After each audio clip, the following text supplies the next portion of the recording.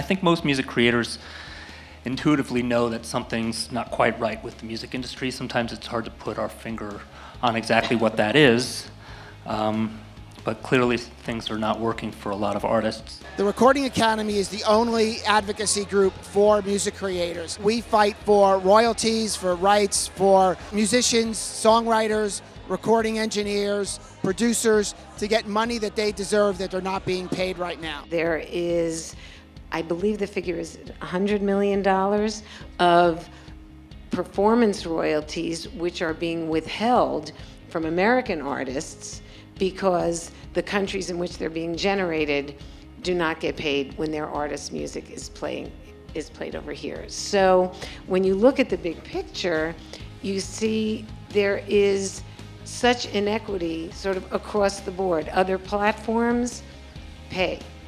Other content is paid for by terrestrial radio.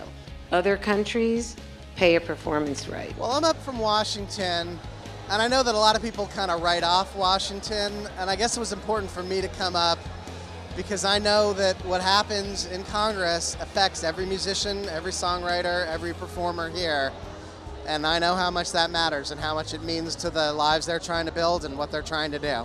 Effectively, New York is Music is a coalition dedicated to promoting the importance of music in economic development, culture, and education. New York to me, was always the global epicenter of the music industry. I still think on many accounts it is. But a lot of my friends are moving to LA, a lot of my friends are moving to Nashville. There were a lot of people really interested in helping and figuring out how we solve this problem. How do we solve this exodus? How can we work better with the city and the state to kind of check those boxes, right? Economic development, culture, and education.